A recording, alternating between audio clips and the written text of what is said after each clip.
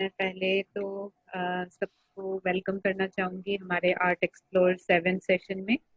तो हमने काफ़ी लॉकडाउन के बाद शुरू में ही नहीं शुरुआत किया, काफ़ी लेट से किया, but still we have reach the 7 session. हम लोग बैक टू बैक ही कर रहे हैं एंड वी आर ट्राइंग कि हम अलग अलग लोगों को ला सके। हम अलग अलग जगह से, अभी विनय जी पटना से जुड़े हैं, कई बार मुंबई से कोई क्यूरेटर रहा है, आर्टिस्ट बैंगलोर से रहे हैं, एक क्यूरेटर लंदन से भी ज्वाइन की। तो हम अलग अलग जगहों से लोगों को कनेक्ट करने की कोशिश कर रहे हैं इस दौरान। तो हम्म, थैंक हम्म, यू। हम्म, और थोड़ा सा हर बार काफ़ी सारे लोग हैं जिन्होंने ज्वाइन किया है, जो हमारे काफ़ी सारे सेशन भी अटेंड किए हैं और पुराने हमारे प्रोग्राम्स भी अटेंड किए हैं। बट कई बार नए लोग भी, हर बार नए लोग, नए आर्टिस्ट और नए क्यूरेटर की वजह से नए लोग भी जुड़ रहे हैं। तो मैं थोड़ा सा शील्ड के बारे में बताना चाहूँगी उनके कि कैसे हमारा प्रोग्राम शुरू हुआ। तो ये shield art initiative is a non profit initiative, और ये हमने कम से कम 5 साल पहले हम लोगों ने शुरू किया। हम लोग कहेंगे क्योंकि इसमें खाली मैं नहीं, मेरे साथ काफ़ी लोग हैं। अरविंद भी शुरू से जुड़ा हुआ है और बहुत सारे आर्टिस्ट हैं जो शुरू से हमारे साथ ही इसको फॉर्म करने में साथ में जुड़े थे और अभी भी जुड़े हैं। जिसमें विकास भी है, सुचिस्मिता मोहंती है, और अरविंद भी था, सूरज कुमार काशी भी है, और रंजीत सिंह है। ऐसे कई लोग हैं जो शुरू से है, और हम लोग मीटिंग मीटिंग भी करते थे काफ़ी पहले कि कैसे आगे बढ़ाए।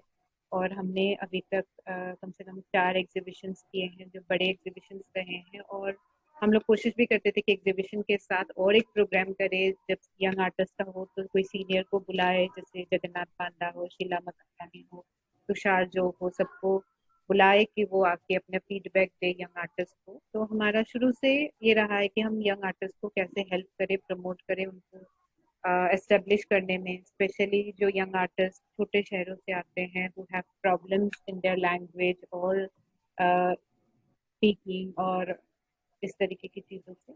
और हमने अभी तक कम से कम 20 टॉक तो किए होंगे, 20 से ज़्यादा ही किए होंगे अलग अलग। और क्योंकि हम लोगों का अपना कोई स्पेस नहीं है, तो हम लोग काफ़ी टाइम कोलाबोरेट करके कई सारे गैलरीज के साथ और एम्बेसी के साथ भी कोलाबोरेट करके किए हैं प्रोग्राम। हमने वर्कशॉप्स भी किए हैं, काफ़ी सारे फिल्म स्क्रीनिंग किए हैं, और सबसे बड़ा अच्छा एक प्रोग्राम रहा है, कम से कम 10 स्टूडियो विजिट्स किए होंगे सीनियर आर्टिस्ट के, लाइक अरुण कुमार के, जगन्नाथ पांडा, वीर मुंशी, इरन्ना, इन सब के स्टूडियो हम यंग आर्टिस्ट को, स्टूडेंट आर्टिस्ट को भी लेके गए हैं। और वो काफ़ी लोग पसंद किए हैं। मतलब अरुण कुमार अभी भी बोलते हैं कि उनके स्टूडियो में जगह नहीं था लोगों के, कम से कम 50 से ज़्यादा लोग आ गए थे उनके स्टूडियो में। तो ये हम लोग का जर्नी रहा है। और अभी इस टाइम पे हम लोग कुछ और कर नहीं सकते, फ्री भी थे, तो हम ऐसे लोगों से कनेक्ट करने की कोशिश कर रहे हैं। और यहाँ पे अलग तरीके के आर्टिस्ट एवरी टाइम ला रहे हैं, क्यूरेटर्स भी जिनके प्रैक्टिस, जिनका थॉट प्रोसेस, जिनका पॉलिटिकल इंक्लिनेशन, जिनका वर्क प्रोसेस, सब कुछ काफ़ी अलग है। हम हर तरीके से लोगों से जुड़ के रहना चाहते हैं। तो ये थोड़ा सा बैकग्राउंड रहा चीज का। और बाकी आज हमारे इस 7 सेशन में हमारे आर्टिस्ट है अरविंद सिंह, और curator and critic in conversation is Vinay Kumar. और सो अरविंद सिंह जिन्होंने अपना एमएफए 2007 कॉलेज ऑफ आर्ट से किया है, और BFA Patna university college of art and craft से किया है। उन्होंने काफ़ी सारे ग्रुप एग्जीबिशंस में पार्टिसिपेट किया है। हमारे शील्ड के भी 2 एग्जीबिशंस के डिस्प्ले 1 और 2 में भी उनका पार्ट रहा है इन 2015-16 के अराउंड। फिर आर्ट कंसल्ट में भी उनका ग्रुप शो रहा है, ऐसे दिल्ली में कई जगह हुआ है। फिर उत्सव फाउंडेशन के through Barbil art show, nature मोटे 2012, फिर best college of art emerging artist of the year 2012 का रहा है। एक 3 मैन शो थर्ड आई करके आर्ट पॉजिटिव में भी रहा है। प्रोजेक्ट 88 एक group show curated bye Subodh Gupta Mumbai में। तो ऐसे कई सारे प्रोग्राम रहे हैं, और अभी भी वो स्कूल में भी काम कर रहे हैं। तो मैं उनसे काफ़ी बार कन्वर्सेशन भी हुई है। तो एज अ टीचर वो काफ़ी सारे यंग आर्टिस्ट को अलग तरीके से थॉट प्रोसेस, ना कि basic educational programme, flat programme में जा रहे हैं, वो अलग तरीके से भी इंकरेज कर रहे हैं यंग अपने स्टूडेंट्स को सोचने का, compare to how other educational process goes on.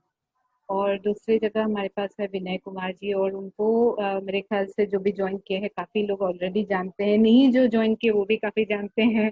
काफ़ी पॉपुलर फिगर है, जो मल्टी टैलेंटेड है, क्रिटिक भी है, राइटर भी है, आर्टिस्ट भी है, एडिटर भी है, एडमिनिस्ट्रेटर भी है, बहुत सारे और काफी वेल नोन ऑर्गेनाइजेशन में भी रहे हैं। He served as the Lalit Kala academy deputy secretary in New Delhi. तो उस टाइम पे भी काफी टाइम हमारे साथ भी काफी प्रोग्राम्स किए विनय जी ने। और director culture in the government of Bihar, तो वो भी रहा है। फिर 2011-12 जब वो दिल्ली में थे तो उनको आर्ट थिंक साउथ एशिया का फेलोशिप भी मिला है। तो और इसके अलावा कैनवस उनका फाउंडेशन है ही, जिसके थ्रू उन्होंने मैगजीन भी निकाला, जिसके शुरू के टाइम पे मैंने भी काफी उनके साथ थोड़े मोड़े काम किए, है ना। तो इस तरीके से, और अभी तो खैर उनका बोध गया बिनालय है जिसका ऑनररी डायरेक्टर है और क्यूरेटोरियल में भी है। तो इस तरीके से सब लोग जानते ही हैं। तो अभी मैं विनय जी को पास ऑन करती हूँ, आप स्टार्ट कर सकते हैं। और स्क्रीन शेयर के लिए मैं अरविंद को होस्ट बना देती हूँ। तो अरविंद, थोड़ा सा आपको ध्यान रखना होगा, इसमें लोग आते हैं तो पार्टिसिपेंट्स को आपको ऐड करना होगा, थोड़ा सा न्यू पार्टिसिपेंट्स जो भी आते हैं। ठीक है, तो हम स्टार्ट करते हैं कन्वर्सेशन, क्योंकि हमारे पास टाइम भी लिमिटेड है। और ये डिस्कनेक्ट अगर हो जाता है तो हम तुरंत रीजॉइन कर सकते हैं। Thank you. थैंक यू मीता। और अरविंद का भी स्वागत है। आज हम लोग जो बातचीत करने जा रहे हैं, और मीता और विकास, आप दोनों से तो हम लोग का पुराना परिचय रहा है। और मुझे लगता है कि ये जो कन्वर्सेशन का दौर, उस दौर से हम लोग सचमुच बहुत कुछ एक दूसरे से सीखने की कोशिश हम लोग करते रहे हैं डिफरेंट डायलॉग्स में। और बहुत सारी चीजों को हम लोग भी आपके शील्ड इनिशिएटिव्स को हम लोग सोशल मीडिया पे देखते भी रहे लगातार कि कैसे काम आप लोग कर रहे हो। और सचमुच ये बहुत अच्छा है कि आर्ट का जो मेन स्ट्रीम है आज पूरे देश में या इंटरनेशनल लेवल पे, जो तो उस मेन स्ट्रीम के ट्रैक पे ही हम सभी लोग चलने की कोशिश कर रहे हैं। खासतौर पे शील्ड भी काम उस तरह से कर रहा है और यंग आर्टिस्टों के बीच काम कर रहा है, ये सबसे अच्छी बात है। और कहें कि अब अगर हम अरविंद की बात करें तो हम लोग जो अनडिवाइडेड बिहार, क्योंकि अक्सर हम लोग के सामने एक बड़ा डायलेमा रहता है कि जब हम बिहार के आर्टिस्टों की बात करते हैं तो हम लोग उस पीढ़ी से हैं जिसने विभाजन भी देखा है बिहार और झारखंड का। तो हम लोग अक्सर, हम सभी लोग जो झारखंड, आज जो वर्तमान झारखंड है, वहाँ के भी जो कभी बिहार में रहे, बिहार में पढ़े, तो हम लोग सब लोग मान के चलते हैं कि एक ही स्टेट जैसा फील होता रहा है। भले ये बंटवारा हो गया, बाकी आगे अरविंद बताएंगे कि कैसे जल और जमीन और इन सब का बंटवारा हम लोग करते रहे हैं। लेकिन उसी बंटवारे के क्रम में हम लोग को अक्सर ये डायलेमा हम लोग को रहा कि किसको बिहारी कहें, किसको नहीं कहें। फिर लगा कि नहीं, चलो ये एक रीजन है, एक जोन है जिसको कि हम लोग बिहारी आर्टिस्ट करके पुकारते हैं। खैर, इन बातों में जाने के बाद हम स्वागत करते हैं अरविंद का। मुझे सौभाग्य है कि अरविंद, और ऐसे अरविंद उस पीढ़ी के कलाकार हम कह सकते हैं कि बिहार से रहे हैं, कि वह पीढ़ी है जिसमें बहुत सारे नए आर्टिस्ट आए हैं। जैसे सुबोध गुप्ता, नरेंद्र पाल सिंह आदि बिहार के ऐसे बहुत सारे आर्टिस्ट थे जो अपनी पीढ़ी के हैं, और उसके बाद की पीढ़ी में अरविंद जैसे आर्टिस्ट आते हैं। तो ये एक बहुत खास बात है कि अरविंद उस पीढ़ी से हैं जिसमें नौजवान कलाकारों में कई नौजवान कलाकार एक साथ इंडियन सिनारियो में सामने आते हैं अपने काम के जरिए, अपने थॉट प्रोसेस के जरिए। तो अरविंद उसमें से कहना चाहिए कि लीड लेने वाले एक महत्वपूर्ण युवा कलाकार निश्चित रूप से हम लोग कह सकते हैं कि हैं। और कहना चाहिए कि अरविंद, एक बात यह है कि अरविंद जैसे आर्टिस्ट हम लोगों के लिए क्यों महत्वपूर्ण होते हैं, आज हम लोग क्यों अरविंद के कामों पे बात करना चाहते हैं। अरविंद में ऐसी बात क्या है उनके कामों में जो मैंने फील किया। पहले मैं बहुत संक्षेप में पहले उस बात को रखूंगा अरविंद, उसके बाद फिर हम लोग एक एक करके बात करेंगे। तो मैं सिर्फ ये बहुत संक्षेप में कहना चाहूंगा कि अरविंद की खासियत जो मैंने फील किया कि जैसे अरविंद केवल आर्टवर्क बनाने में नहीं विश्वास करते, बल्कि उसके पूरे थॉट प्रोसेस में जाते हैं और फिर उस थॉट प्रोसेस से निकल करके और तब उस थॉट प्रोसेस को ही एक्चुअली आर्टवर्क में कन्वर्ट करते हैं। तो ये एक बहुत बड़ी बात है। यानी कि ऐसी 2-4 खासियत जो हम कह सकते हैं कि जैसे अपने मेमोरी पे अरविंद ने को मैंने देखा है कि उन्होंने काफी काम किया है अपनी स्मृतियों को लेकर के, स्मृतियों को के आर्काइव बनाने में, स्मृतियों के म्यूजियम बनाने में, स्मृतियों के मतलब, तो ये एक बहुत खास बात है। दूसरी बात जो मुझे लगती है महत्वपूर्ण कि अरविंद अपने समकालीन चीजों पे बहुत नजर रखते हैं, यानी अपने इर्द गिर्द घट रही सारी चीजों पे नजर रखते हैं, जो आसपास घट रही हो, चाहे वो सोशल हो, पॉलिटिकल हो, इकोनॉमिकल, जो इकोनॉमिक कंडीशंस हैं उन पे नजर रहती है। तो इन सारी चीजों पे फिर वो एक और बात मुझे जो खास लगती है, जो दूसरों से अलग करती है, कि किसी एक फ्रेम में बंधे हुए नहीं है अरविंद। हमेशा अपने फ्रेम को इन्होंने चेंज किया है, हमेशा कुछ नया करने के लिए सोचा है। तो ये एक बहुत खास बात है जो अरविंद को दूसरे कलाकारों से अलग करती है। तीसरी एक और बात इसका मुझे लगती है कि जिसकी वजह से अरविंद मुझे खास लगते हैं कि अरविंद बहुत कॉमन ऑब्जेक्ट्स को लेकर काम करते हैं। ऐसे ऑब्जेक्ट्स लेकर काम करते हैं जिनसे आप जैसे देखें और आप जुड़ जाएं, चाहे उनका ऑडियंस कोई भी हो, किसी भी क्लास का हो।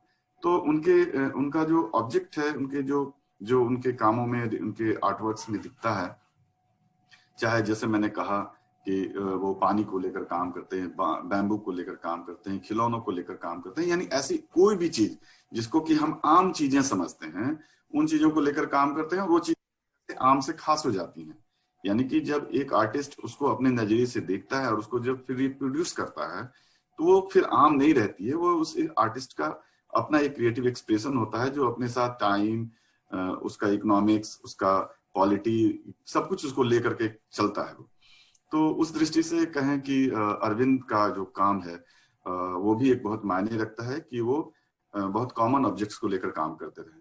उसके अलावा एक और बात मुझे लगता है कि जो उनको खास बनाती है, वह अरविंद के पूरे आप काम के प्रोसेस को आप देखेंगे, उनके आर्टवर्क्स को आप देखेंगे, तो आपको यह फील होगा कि वो मानवीय मूल्यों की बात करते हैं, वो मनुष्यों की बात करते हैं, ह्यूमन वैल्यूज की बात करते हैं, ह्यूमंस की बात करते हैं, यानी सब ऐसी चीजों की बात करते हैं जो हम मनुष्य को मनुष्य बनाए रखने में कारगर होती है।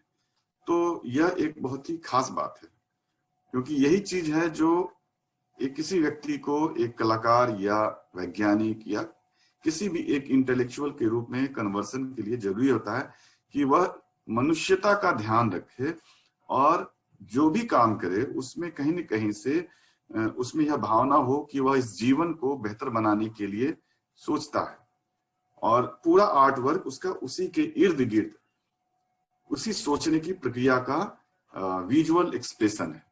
तो ये मुझे जो लगता है कि अरविंद के कामों को जब हम देखते हैं तो इन टोटो हम लोग को ये बात समझ में आती है। उस दृष्टि से अरविंद अपने उम्र के लिहाज से काफी चिंतनशील और थॉट प्रोसेस वाले आर्टिस्ट हैं। तो हम अरविंद आपका हम लोग स्वागत करते हैं। हम लोग एक बात से शुरू करते हैं, बिल्कुल हम लोग पहले चलते हैं कि धीरे धीरे हम लोग बात करते हैं, जैसे कि आपने स्कूल थोड़ा ब्रीफ कीजिए अपने स्कूल डेज के बारे में, जब आपने घर में शुरू किया, काम शुरू किया, और फिर कैसे आप आर्ट कॉलेज आए और पटना आर्ट कॉलेज से दिल्ली आर्ट कॉलेज गए। तो हम लोग 2-3 पार्ट में चलेंगे। यह एक फेज जो कि आपके स्कूल कॉलेज से जुड़ा हुआ है, जब यानी कि आर्टिस्ट बनने के पहले का प्रोसेस है, जो पहले का दौर है, उस पे बात करते हैं। पहले उसके बारे में आपसे सुनेंगे।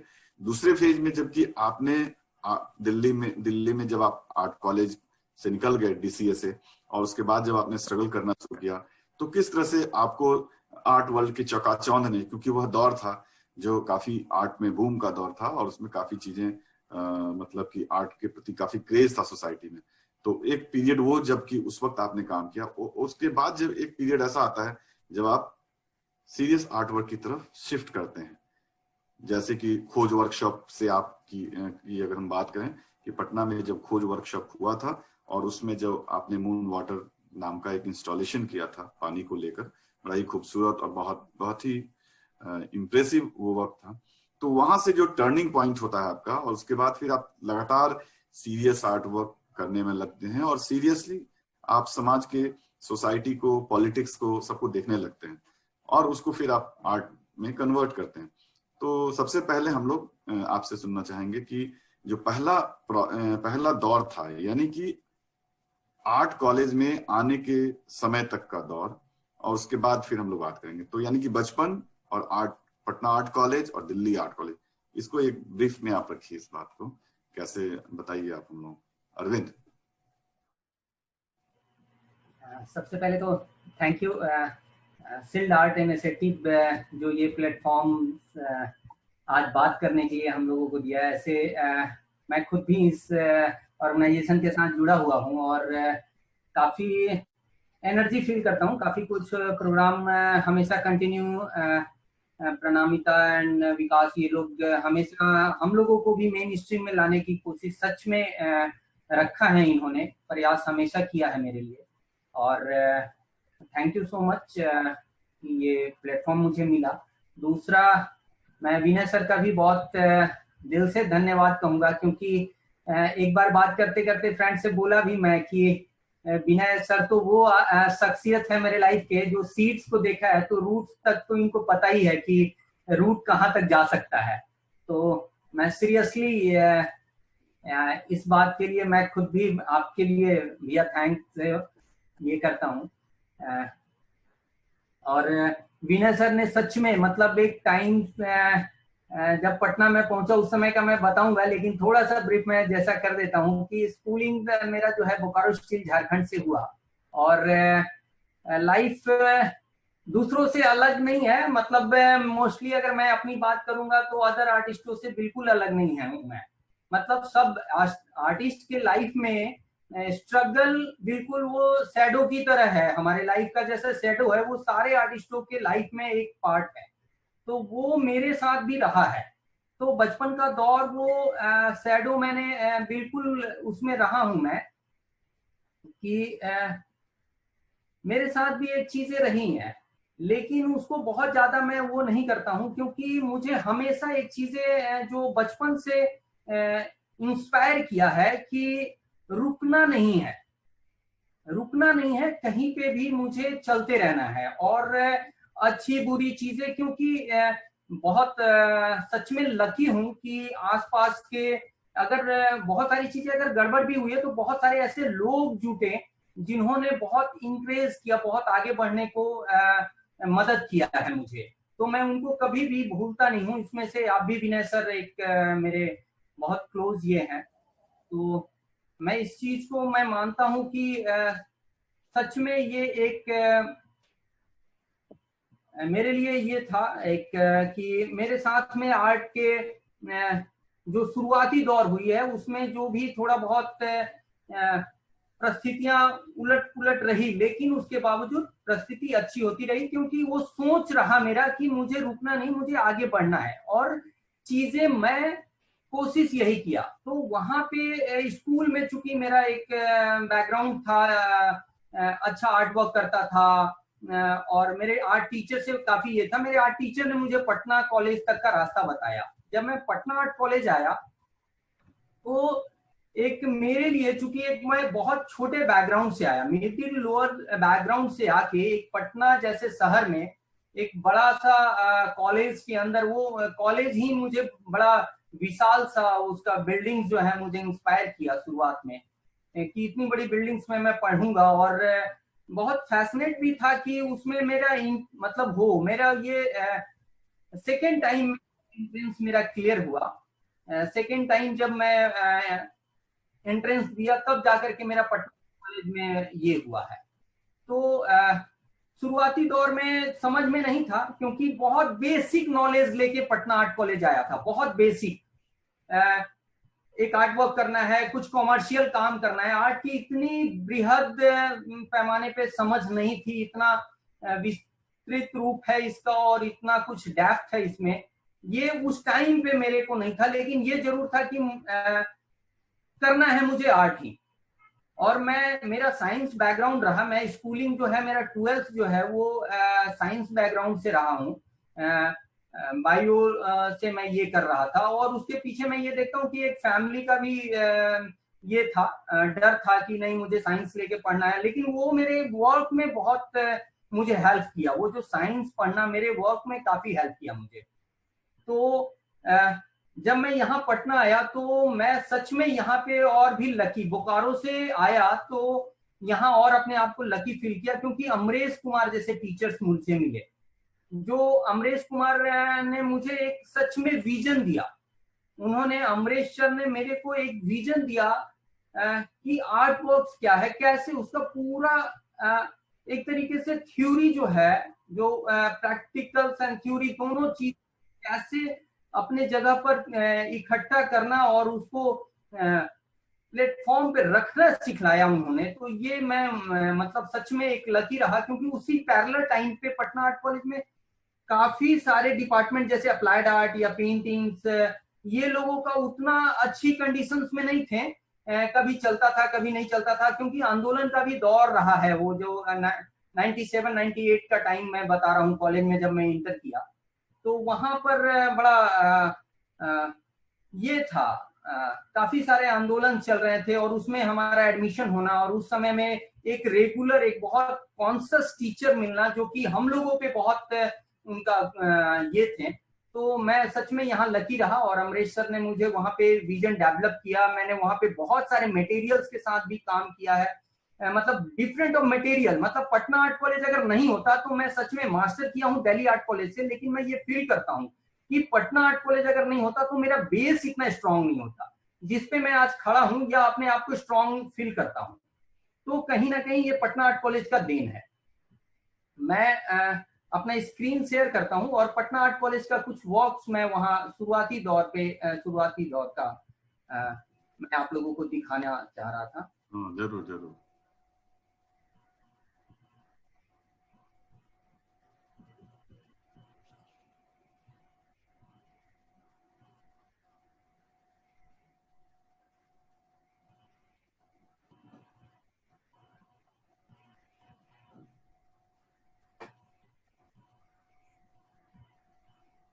अरविंद, आप साथ में एक बार देख लीजिएगा अगर कोई न्यू ज्वाइनिंग वेटिंग रूम में होगा। थैंक ये यहाँ पे है ना, जो ज्वाइनिंग के लिए आएंगे वो स्क्रीन पे ही आएंगे ना? पार्टिसिपेंट्स करके नीचे। हाँ हाँ हाँ हाँ, ठीक है।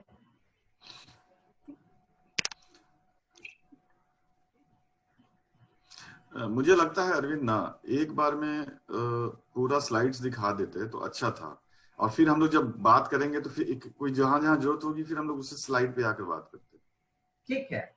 ये मेरा पटना आर्ट कॉलेज का ये वर्क है शुरुआती दौर का। मतलब यहाँ पे वर्क के बारे में मैं समझना स्टार्ट किया। मैं सारा वर्क नहीं दिखा पाऊंगा, बहुत टाइम कम है, और हाँ ठीक है। हाँ, क्योंकि बहुत चीजें हैं, और एक स्कल्प्टर, एज ए स्कल्प्टर मैं ये बात बहुत पुरजोर तरीके से बोलूंगा कि एक लाइफ में बहुत सारे वर्क्स मतलब होते हैं, बहुत कुछ करता है एक। तो मुझे लगता है कि मेरे लिए जो है कि काफी कुछ काम है। स्कल्प्टर एक बहुत काम से गुजरता है, तो उसमें बहुत सारे काम मैंने किया है, तो उसमें से सारा काम प्रेजेंट करना मुश्किल है, तो मैं कुछ वर्क्स आप लोगों के बीच में ये रख रहा हूँ। ये है,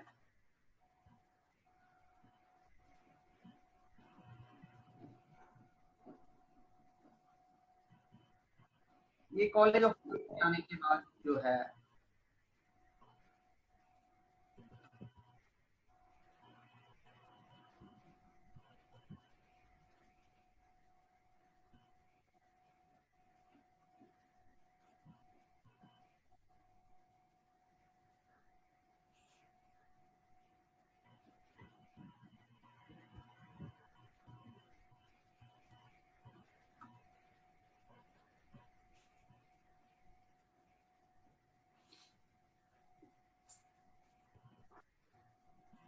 ये भैया आपको काम वो बाद में दिखाया था मैं।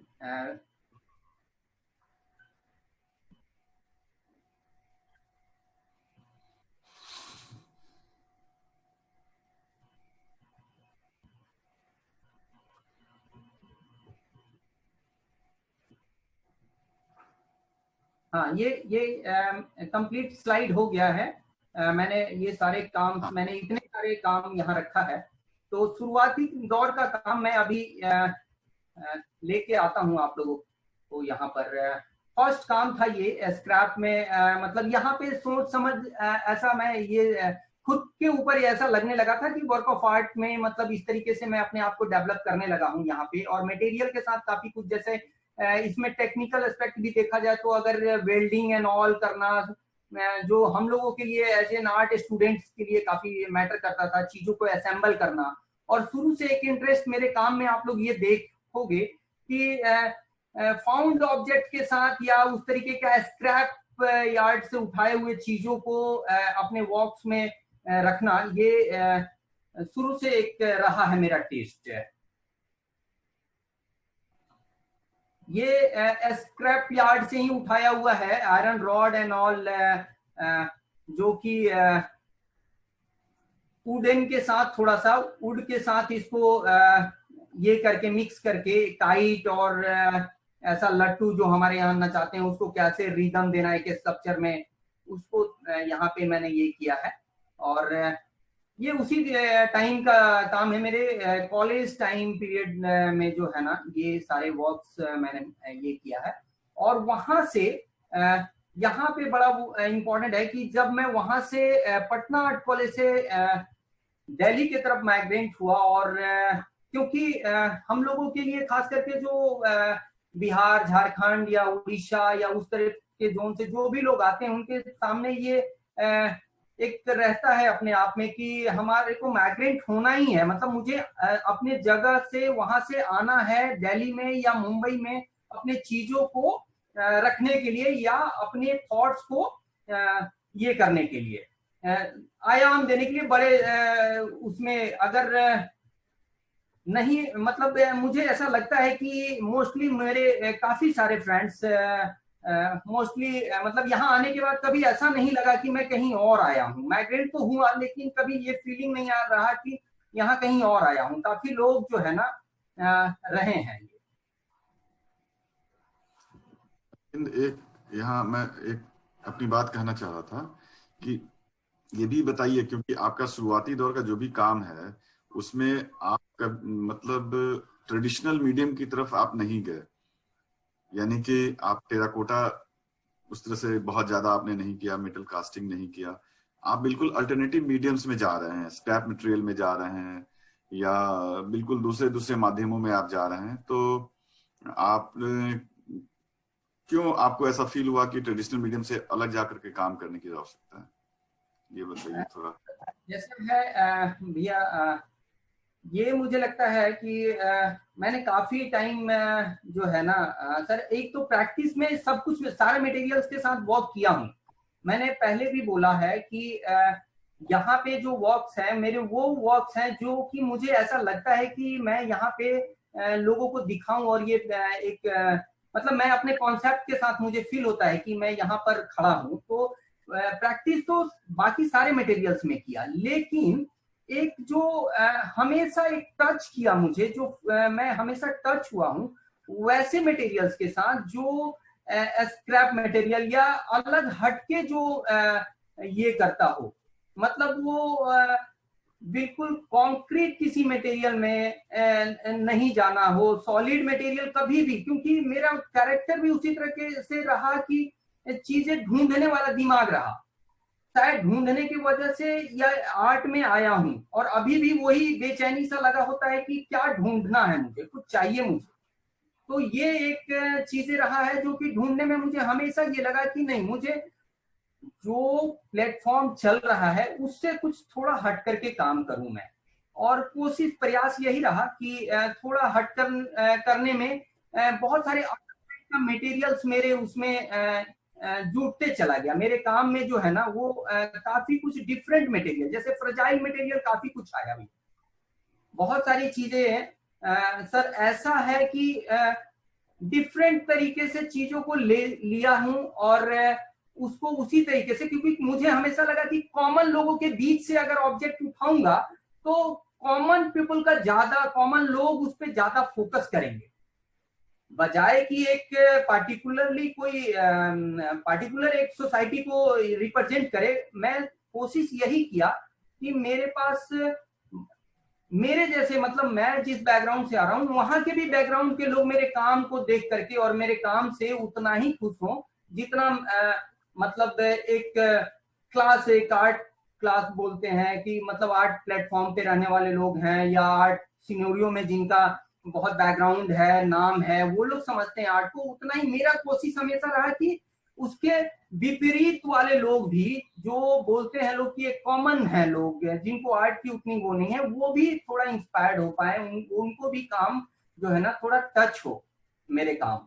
तो इस तरीके से मैं मटेरियल्स को ये किया हूँ।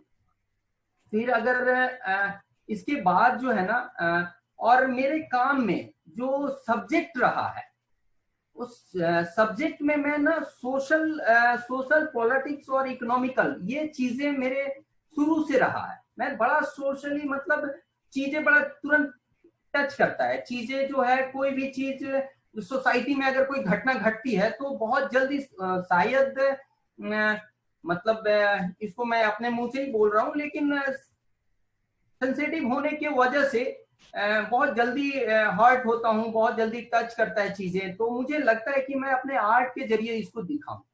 और अरविंद, यहाँ मैं आपको थोड़ा रोकना चाहूंगा। मैं ये कह रहा था कि आपने अभी मटेरियल की चर्चा की, तो हम थोड़ा पीछे लौटते हैं मटेरियल की तरफ ही। उसके बाद पॉलिटिकल, इस पे भी हम लोग फिर बात करेंगे, आप उसको आगे बताएंगे आप।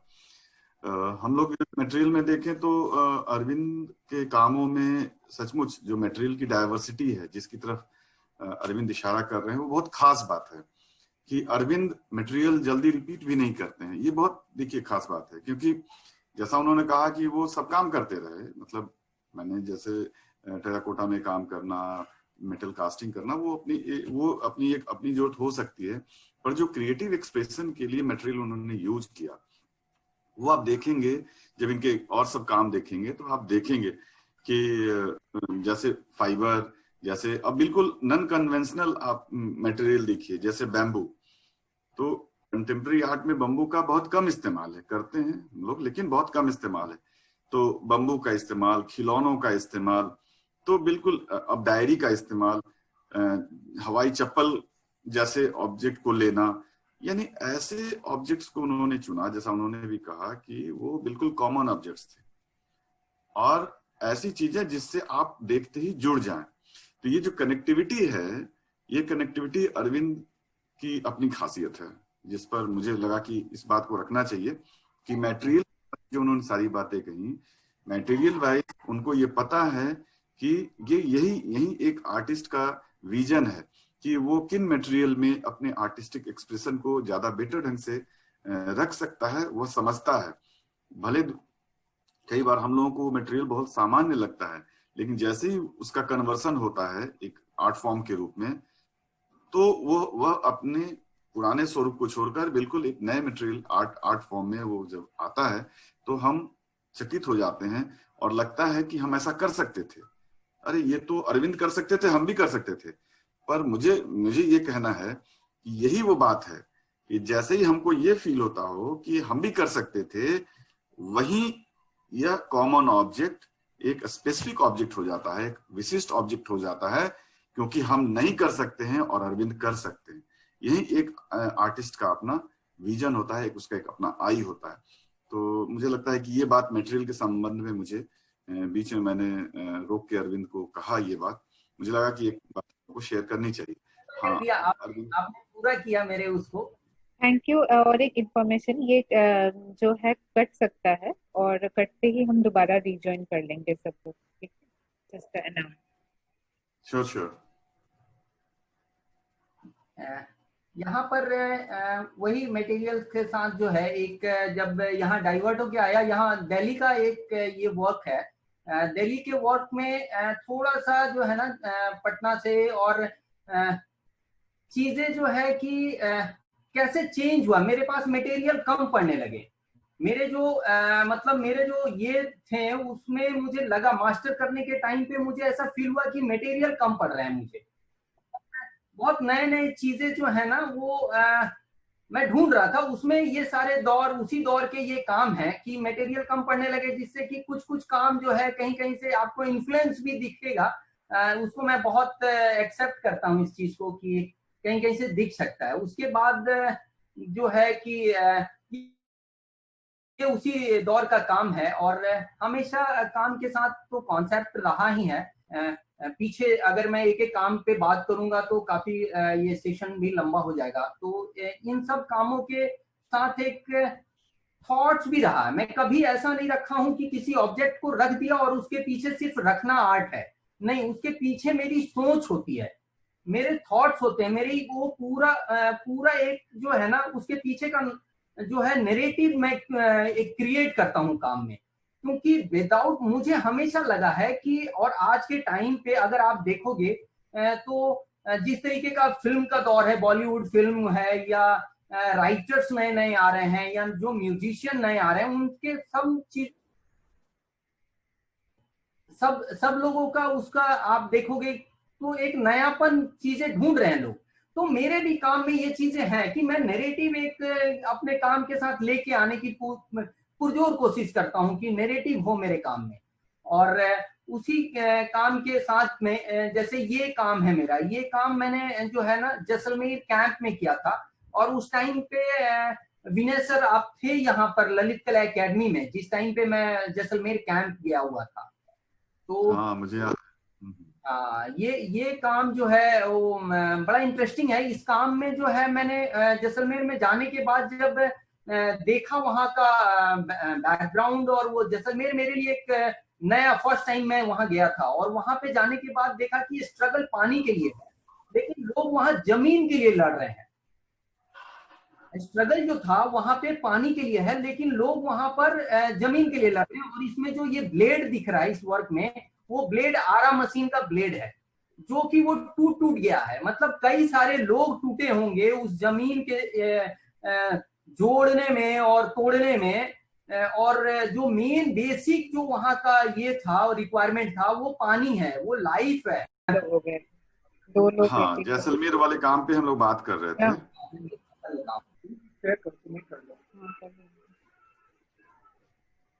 वो जो जैसलमेर वाले जो काम है, वो उसका टाइटल था डिवीजन ऑफ सोल। इस काम का टाइटल जो मैंने दिया है वो डिवीजन ऑफ सोल दिया था। और वहां पे बहुत इंपॉर्टेंट वो चीजें हैं। अगर आप देखोगे तो काफी कुछ जो है लाइफ को लेकर के स्ट्रगल था। हाँ दिख रहा है, लेकिन मेल के बॉडी में खड़ा हो रहा है।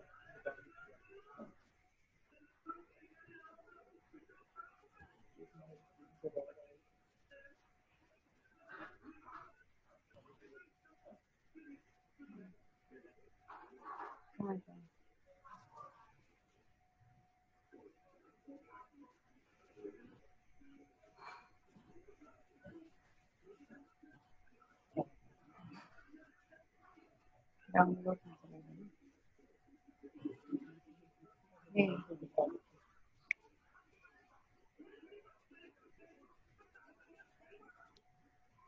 इन्हें सर आ जाने देता हूँ। स्क्रीन थोड़ा विजिबल होगा तो लोगों को सुनने में और चीजों को कनेक्ट कर पाने में थोड़ी आसानी हो जाएगी। हाँ हाँ, अच्छा रहेगा, अच्छा रहेगा कि अच्छा है। जैसलमेर का काम भी बहुत खूबसूरत काम था। हाँ, और इसी तरह से हम लोग ललित कला एकेडमी जुड़ जाए सब। स्क्रीन आ गया है, मैं थोड़ा आगे पीछे कर देती हूँ, आप बता दीजिएगा कौन सी जगह पे मैं।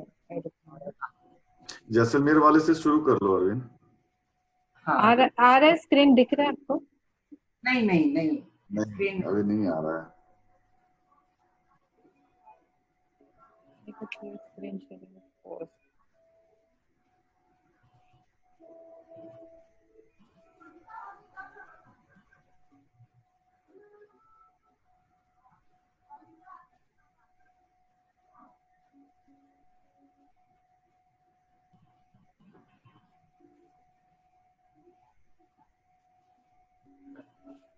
थोड़ा काम के साथ मैं काम के बारे में थोड़ा ये बताता हूँ कि मेरा जो कॉन्सेप्ट रहा, जिस तरीके से चीजों को थोड़ा ये भी व्यंग भी रहा हूँ, व्यंग्यात्मक लोगों के साथ बड़ा इंटरेस्टिंग जैसलमेर वाला काम।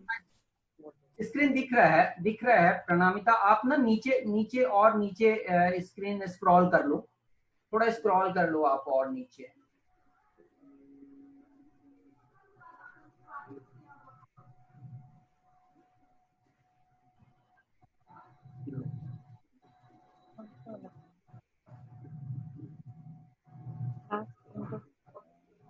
इसी पे तो बात कर रहे थे।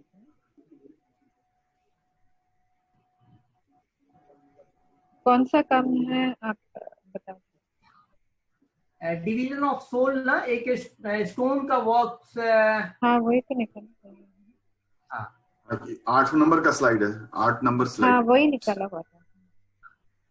हाँ हाँ हाँ। तो यहाँ पे थोड़ा मैं अपना कैरेक्टर, काम के साथ अपने कैरेक्टर को भी थोड़ा एक्सप्लेन करूंगा कि मेरा एक कैरेक्टर रहा है कि हमेशा ना सेटारिक चीजें बहुत कनेक्ट करता है, क्योंकि बचपन से हम लोग जिस बैकग्राउंड में हैं वो एक हमेशा ये ऐसे ही रहा है कि लोग सेटारिक, आसपास बड़ा सेटारिकल माहौल रहता है हमेशा। तो ये चीजें लोग बोलने लगते हैं और कहाँ उड़ रहे हो, जैसा मतलब एक ये मैं एग्जाम्पल है कि और क्या है, क्या हो रहा है नहीं हो रहा है, ये नहीं बोल करके ये बोलेंगे कि और आजकल कहाँ उड़ रहे हो। तो मतलब इस तरीके का चीजें मुझे बड़ा कनेक्ट करता है, इस तरीके का सोशल जो लोग कन्वर्सेशन होता है वो मुझे बड़ा ये रहता है। तो हमेशा इस तरीके का नॉवेल जो मेरा पसंदीदा राइटर एंड ऑल है, उसके बारे में भी मैंने आप लोगों से बात किया था कि कई मतलब हरिशंकर परसाई, ये सब जो सटारिक का जो मतलब बहुत उनका इम्पोर्टेंट है, इनके बारे में बोलना बताना मतलब काफी छोटी बात हो जाएगी। बहुत ही मतलब इस तरीके के राइटर रहे हैं लोग जो मुझे बहुत इंस्पायर्ड किया है। शरद जोशी, इस सब टाइप के लोग जो है ना बड़ा सटारिक लिखते हैं और बड़ा इंटरेस्टिंग, इनकी बातों का दो मतलब होता है। तो दो मतलब वाले चीजें जो है ना बड़ा इंटरेस्टिंग मुझे बचपन से लगा, तो मेरे काम में वो रहा है हमेशा। और इसके नीचे वाला स्लाइड प्रणामिका नेक्स्ट आप करो, इसमें वही स्ट्रगल, वहां का स्ट्रगल को लेकर के मैंने काम किया था। अरविंद अरविंद अरविंद रोकेंगे आपको। हाँ हम ये भी अपने साथियों को बताना चाहेंगे कि अरविंद का जो मूल जो क्षेत्र है वो भोजपुरी भाषा भाषी वाला क्षेत्र है, भोजपुरी लैंग्वेज का क्षेत्र है। और भोजपुरी भाषा अपने कटाक्ष के लिए जिसकी तरफ इशारा कर रहे हैं अरविंद, वो उसके लिए जाना जाता है, जहां हमेशा आपको कमेंट की शक्ल में बात की जाती है। और भाषा इतनी मधुर होती है और कमेंट भी इतना मधुर होता है, पर उसमें कटाक्ष होता है, तो एक बात उसमें चुभती भी है आपको। तो हरिशंकर परसाई इसलिए शायद ज्यादा अपील करते रहे होंगे क्योंकि वो बहुत ही कटाक्ष वाली भाषा का इस्तेमाल शंकर परसाई जी करते थे। और हिंदी के तो हम लोग जानते हैं कि वो एक श्रेष्ठ व्यंग्यकार थे।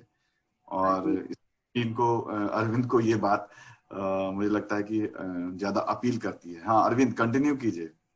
हाँ, उसके बाद ना ये एक काम था जो मेरे कैरेक्टर को भी आप लोगों को देखने को मिलेगा, ये था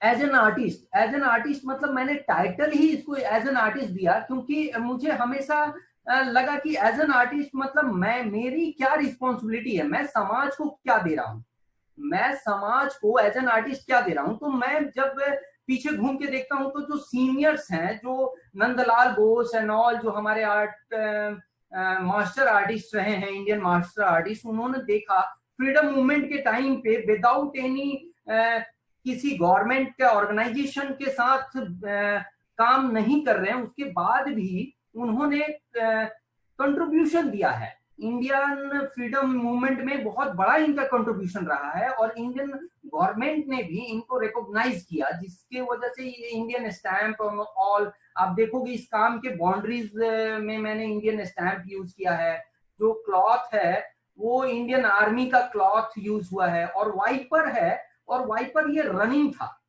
रेगुलर वो रन करता है ये काम में। उसका रीजन ये था कि एक आर्टिस्ट अपने विजन को हमेशा क्लीन करता रहता है, जो बहुत इंपॉर्टेंट है, जो बहुत इंपॉर्टेंट है एज एन आर्टिस्ट की सोसाइटी में जो हम देखें या सोसाइटी के लिए अगर कुछ करना हो तो हमारे विजन बहुत क्लियर हो। नेक्स्ट कर दें प्रणामिका।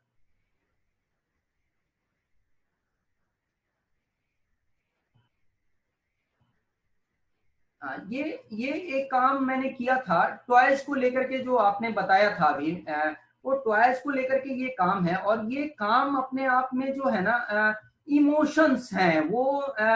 नेक्स्ट टारगेट मैंने एक टाइटल दिया था इसका, लेकिन ये जो है देखेंगे आप तो खिलौना यूज किया हूँ। खिलौना इसलिए यूज किया, ये पैरेलल उस टाइम पे काम किया जिस समय टेररिस्ट अटैक हुआ था, बॉम्बे वाला। तो बॉम्बे टेररिस्ट अटैक के बाद जो मुझे फील हुआ कि कई सारे इमोशंस को मार के चले गए, वो जो एक कबाब की तरह हैंग करके चले गए, उसमें से कितने मदर फादर, कितने बच्चे, बहुत सारा इमोशंस को यहाँ मार दिया गया। बहुत कुछ उनके अंदर था जिसको लोग, मतलब ये टेररिस्ट ने मार करके उनके लिए ये बस एक कबाब की तरह ये मतलब प्लेटफॉर्म पे मतलब फॉर्म उन्होंने प्ले किया इसको। लेकिन हमारे लिए ये एक इमोशनल ये था, और मैंने उस चीज को फील करके यहाँ पे ये वर्क किया है मैंने। नेक्स्ट कर देंगे। ये उसी काम को, और नहीं इससे पहले कैलेंडर, हाँ ये वर्क जो है ना, मैं खुद मानता हूं ऐसा, मेरे मतलब मेरा अगर ये कहा जाए तो ये मैं अपने आप को भी एक चैलेंज देता हूं हमेशा। ये मेरे साथ रहा है कि मैं हमेशा अपने आप को एक चैलेंज दिया हूं कि क्या तुम अरविंद एक ही टॉपिक के साथ, एक ही टाइटल के साथ, एक ही कॉन्सेप्ट के साथ दो मटेरियल में काम किस तरीके से आप रख सकते हो।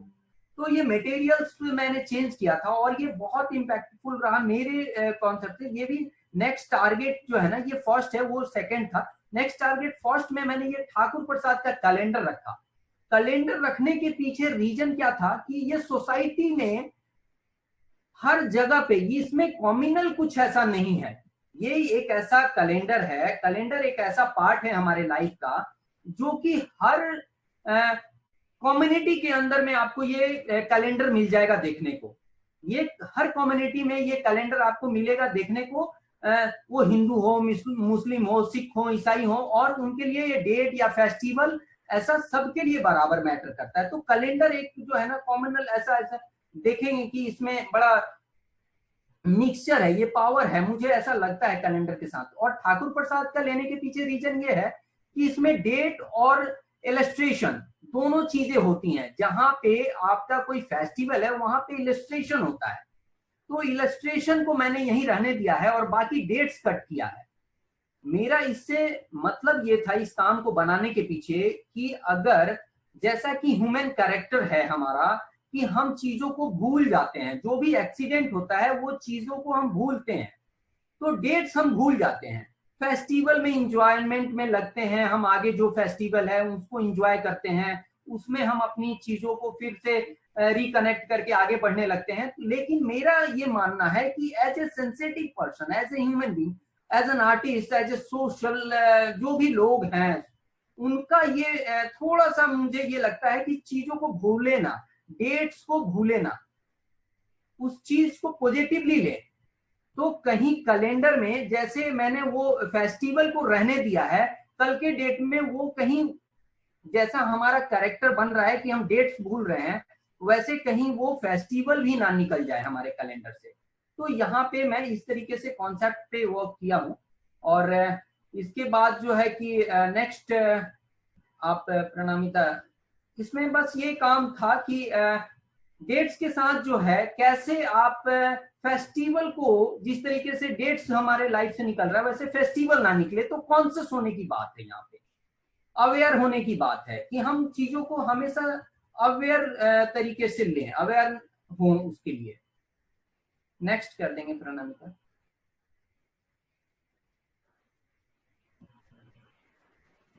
हाँ, ये मैंने सिल्ड में ही एक शो हमारा नीव आर्ट सेंटर में था, उसमें हमने इसको ये किया था, एग्जीबिशन किया था। और इसका सूट एंड साइट करके एक टाइटल है। और ये जो आयरन रखी हुई है, आयरन के जो एक लाइट सा ऑन है, उसमें ये चाइल्ड, एक छोटा सा चाइल्ड कैरेक्टर, मतलब निगेटिव फिल्म लगा हुआ है। और जो क्लॉथ रखा हुआ है उस आयरन करने वाले स्पॉट पर, उस प्रेस करने वाले स्पॉट पे, वहां पर वो कपड़े में गांधी का प्रिंट है। तो मेरा ये मानना है कि एक चाइल्डहुड से, मतलब किसी बच्चे को अगर हम उस तरीके से वार्म अप और पेट्रोटिज्म बताते हैं, देशभक्ति बताते बचपन से, तो जैसे कपड़े के सिलवट को साफ करते हैं, सिलवटें हटाते हैं, वैसे हम शायद सोसाइटी की सिलवटें हटा पाए। नेक्स्ट कर देंगे।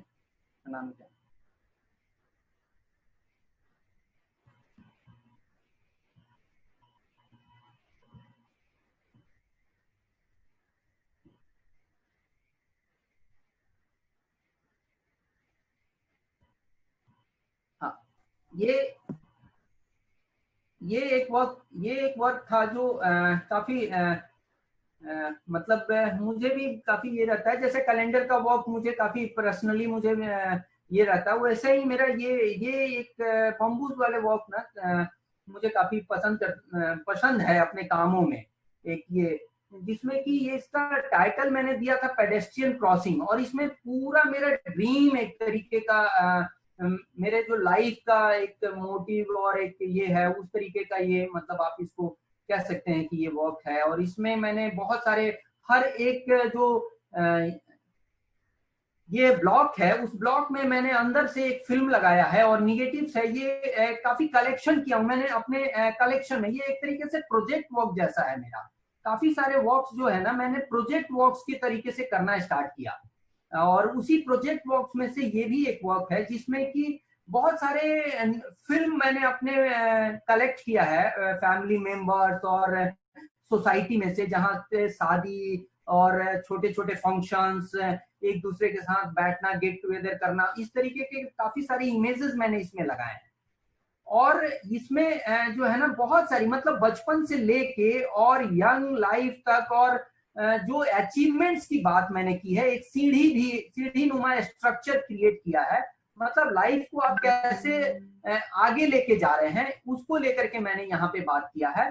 और आप चाहे जितना भी बड़ा शख्सियत क्यों ना बन जाए, हम कितने भी बड़े कुछ क्यों ना बन जाए, जो इंडियन एक ऐसा मैथोलॉजी में हम लोगों का वो रखा गया है कि आपको पेडेस्ट्रियन पे ही, मतलब बम्बूस के ऊपर ही जो अंतिम यात्रा है, जो हमारा लास्ट सफर होगा, वो हमारे बांस के साथ और पेडेस्ट्रियन से ही रास्ते से जाएगा। तो ये मेरा इस काम के साथ था कि चाहे लाइफ में कितने भी इंपॉर्टेंट चीजें आती हैं और कितने भी बड़ी चीजें हम पा लें, लेकिन अंत हमारा वही होना है। तो इसलिए हमें हमेशा अपने चीजों को बहुत कॉन्शियस होकर सोचना है, समझना है, हम कहीं मिस्टेक ना कर रहे हो, किसी बहुत बड़े अचीवमेंट्स को पाने के लिए बहुत सारी चीजों को खो ना रहे हो। तो इस चीज को लेकर के ये एक वर्क था। नेक्स्ट वर्क कर देंगे अरविंद। यहाँ हम अरविंद। हाँ जी, हाँ जी, हाँ जी सर। हाँ, मैं अपनी एक दो बात यहाँ रखना चाहता हूँ कि अपने साथियों के साथ शेयर करना मुझे लगता है कि यहाँ जरूरी है कि एक बात आप देख रहे होंगे कि हम लोग जैसे ही अरविंद के इन सारे कामों को देखते हैं, अभी और आने वाले कामों को भी हम लोग देखेंगे, पर एक बात जो मुझे समझ में आती है कि अरविंद अपने मेमोरीज पे काफी काम इन्होंने किया है, और बहुत ही स्ट्रांग मेमोरीज हैं इनकी, और उन मेमोरीज को इन्होंने आर्टवर्क में कन्वर्ट करने की कोशिश की। आप अभी देख रहे होंगे कि किस तरह से उन्होंने बचपन की स्मृतियों को, चाहे वो ठाकुर प्रसाद का कैलेंडर हो या खिलौने हो, बांस हो, अभी जैसे बांस, तो इन सब को, वो लट्टू हो, ये सारी मेमोरीज हैं बचपन की, होती हैं, जो हर कोई बचपन में एंजॉय करता है। लेकिन उन मेमोरीज का इस्तेमाल स्ट्रांग पॉलिटिकल बातें कहने के लिए भी, स्ट्रांग सोशल इश्यूज को रेज करने के लिए भी वो यूज करते हैं। तो ये एक बहुत खास बात है जो अरविंद के कामों में है, और इनको अपने समकक्ष जो हमउम्र कलाकारों से जो इनको अलग करती है और जो इनको स्पेसिफिक बनाती है, मुझे लगता है कि यह बात मुझे शेयर करना चाहिए था। और एक और बात जो मैं कहना चाहता हूँ कि कहीं न कहीं से अरविंद का जो पूरा काम है, उसके पीछे जो कहीं न कहीं से एक समझदारी है अरविंद की, वह कहीं न कहीं से गांधीयन मूल्यों से ज्यादा प्रभावित है, और गांधीयन मूल्यों को यह लेकर चलते हैं।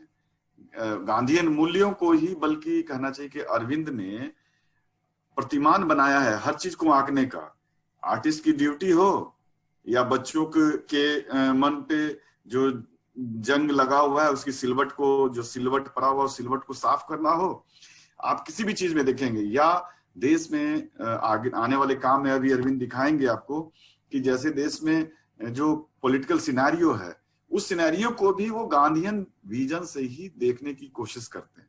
ये एक खास बात है जो मुझे लगता है कि इसको रेखांकित करना चाहिए हम लोगों को।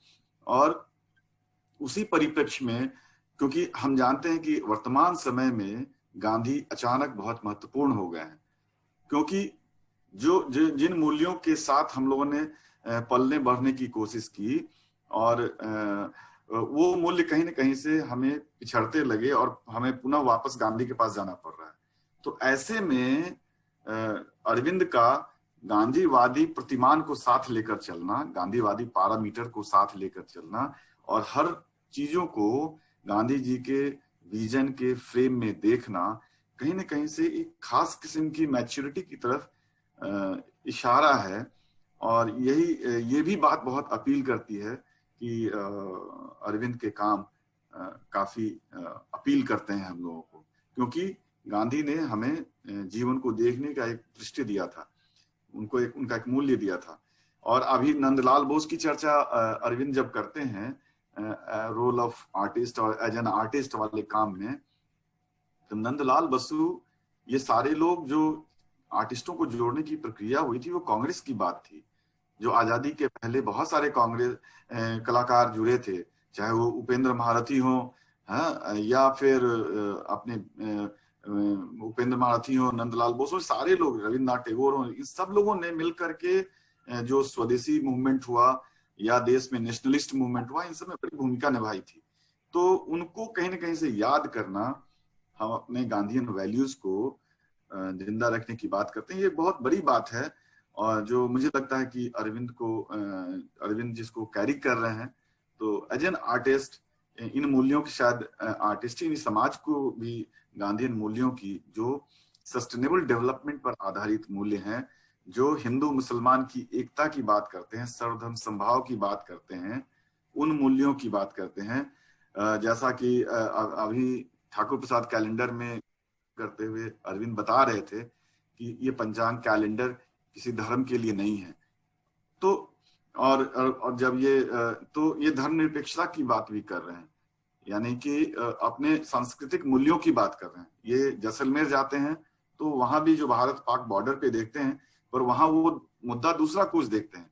यानी कि जीवन के लिए जो संघर्ष अलग अलग लेवल पे चल रहे हैं, उन संघर्षों को देखने का एक फ्रेम जो हम अरविंद के कामों में देखते हैं, वह गांधीयन फ्रेम है।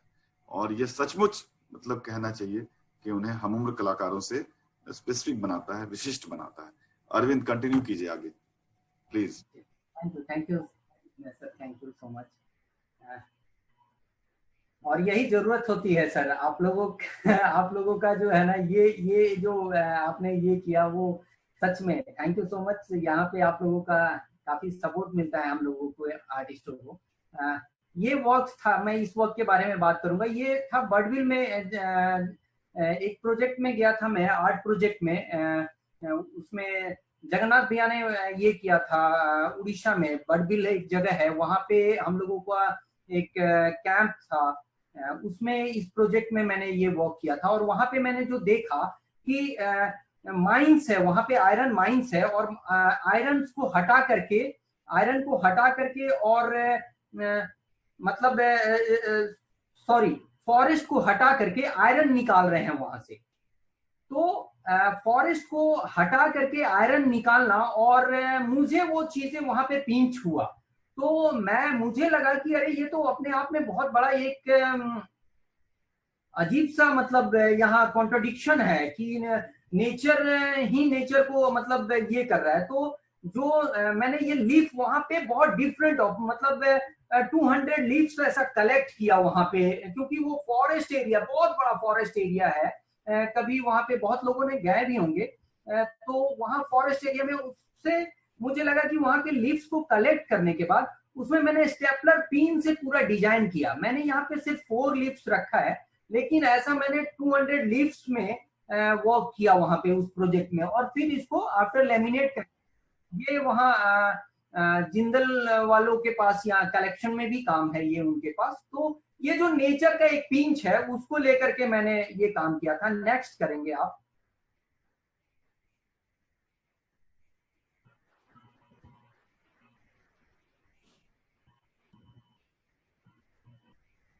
नेक्स्ट कर देंगे इसको। हाँ, ये एक वॉक था जिसको मैंने खोज में किया था। ये खोज सोल बाइट करके एक हुआ था, पटना में ही ये था, जिसको सांभवी दी ने वहां पे क्यूरेट किया था। और इस वर्क के पीछे जो है ना, चांद पे पानी मिलने का वैसा मून वाटर, मैंने मून वाटर को लेकर के ये एक काम किया है। इसमें काफी लंबा हो जाएगा ये, तो मुझे लगता है कि जैसे नेचर जो भी मिनरल्स है नेचर में, उसका पूरा स्रोत जो है वो एक ही है, लेकिन हम इसमें स्टेट का नाम लिखे हैं और उसी तरीके से लोग डिवीजन किए हैं।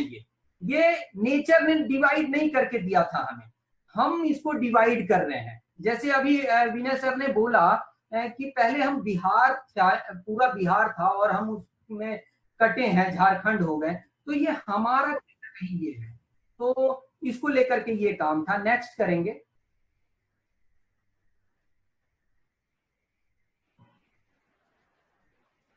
ये भी मैंने नीव में किया था, और ये सिल्ड आर्ट इनिशिएटिव ने ही एग्जीबिशन ऑर्गेनाइज किया था, इनके लिए वर्क था ये एक्चुअली जो है ना, साइंस मेरा, जो मैंने बोला था शुरू में कि मेरा साइंस बैकग्राउंड था, और उसमें ये जो है ना एक टेबल है जिसको, केमिस्ट्री का टेबल, जिसको बड़ा मतलब बहुत परेशान होता था मैं पढ़ने में और इसको याद करने में, तो इसके सारे टेक्स्ट में मैंने कील लगाया। वो मेरा अपना एक जो है एडिटेशन वाला चीजें हैं, और उसको लेकर के ये था कि इसको मैं उस तरीके से प्रेजेंट किया कि बहुत सारे टेक्स्ट ऐसे होते हैं जो हम जैसे कि मैं आर्टिस्टों को, या बहुत सारे ऐसे स्टूडेंट होंगे जिनको बड़ा परेशान किया होगा, तो एक ये वाक्य है मेरे लाइफ का, उसको मैंने ये किया। नेक्स्ट कर देंगे। ये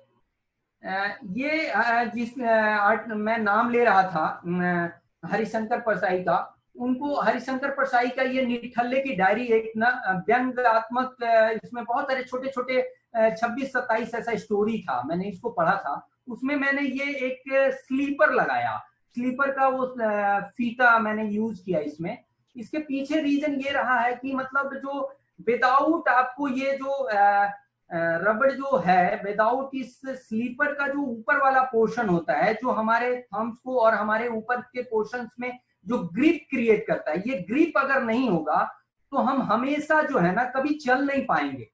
जो स्लीपर, जो नीचे वाले बेस जो है ना, जो हमको सपोर्ट करता है, वो कभी जो है ना वो सपोर्ट नहीं मिलेगा। तो ये ऊपर से जो चीजें हमें ग्रिप दे रहा है, इसका बहुत बड़ा एक रोल है।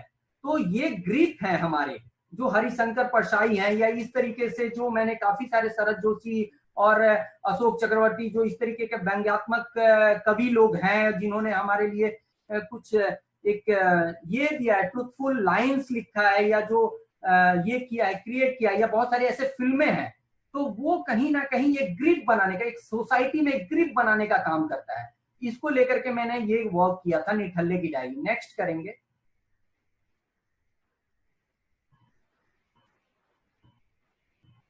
ये वही ली है, गांधी को लेकर के काम है, और गांधी ग्लास में मैंने एक ब्रिक्स को लेकर के ये पेपर वेट था मेरे पास, उसको मैंने ये ब्रिक्स के अंदर में फिक्स किया है, और वो ग्लास के अंदर गांधी जी हैं।